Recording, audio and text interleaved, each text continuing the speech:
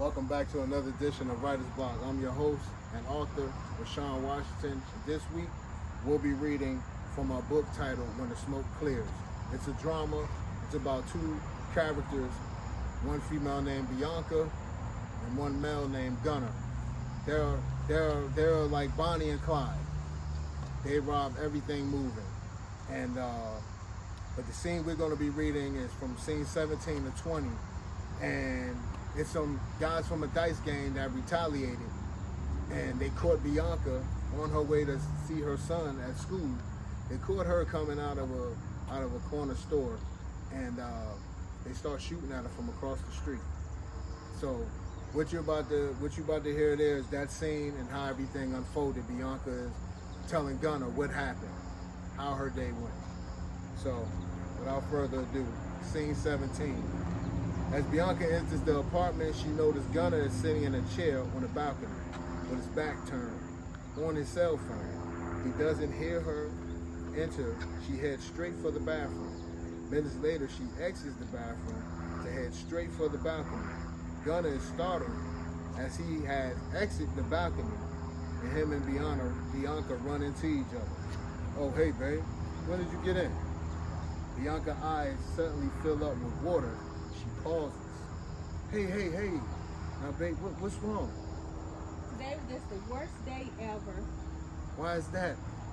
I stopped at the store on my way to Drez school, came out, heard gunshots, and I turned and it was those guys from the dice game we robbed some weeks ago. She pauses for a couple seconds before continuing. Continue? So I took cover and started shooting back. I believe I hit one of them. What happened after that? I jumped in the car and sped off. I had to Drez school. My clothes wasn't straight, my hair was wild, and people inside was looking at me crazy. To make matters worse, Bianca pauses as she looks away in shame. Get it off your chest, babe. To make matters worse, I forgot to leave the gun in the car. And while in Drez class, the teacher noticed the handle of the gun on my hip and calls me in the hallway, asked me to leave. I felt like the biggest fuck up. Come on, babe. Don't say that. You're not a fuck up.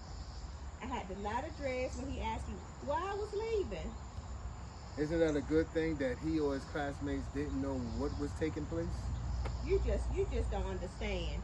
I embarrassed Drez, even if he didn't notice what was taking place. No, Bianca. The real question is, were you embarrassed? So, the question that Gunnar just posed to Bianca, it made her pause. As she looks Gunnar in the eyes, her eyes fill up again with water. She suddenly heads to bedroom. Gunnar left standing in the middle of the floor. Now he's bubbling. He's boiling in the inside. And the scene comes to a close. So we're going back into scene 18. It's the next morning now.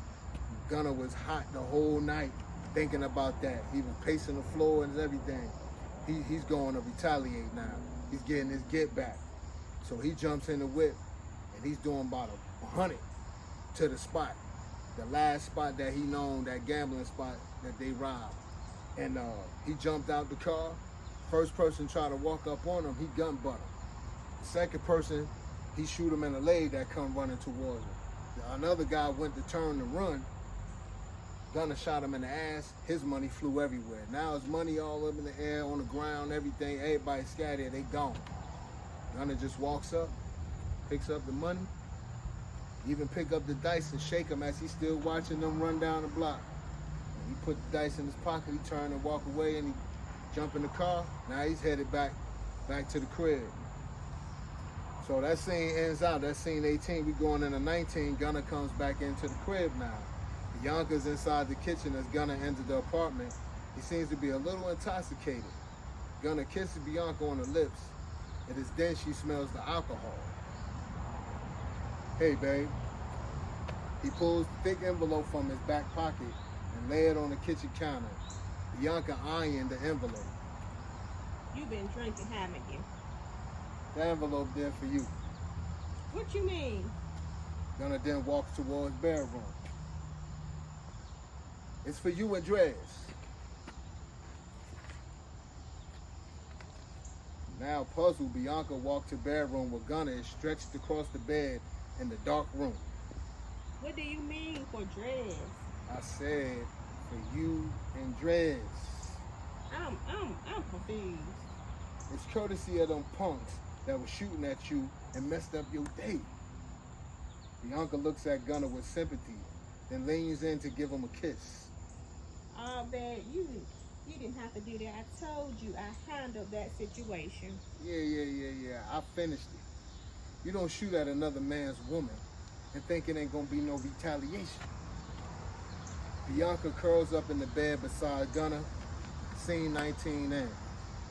That's when the smoke clears.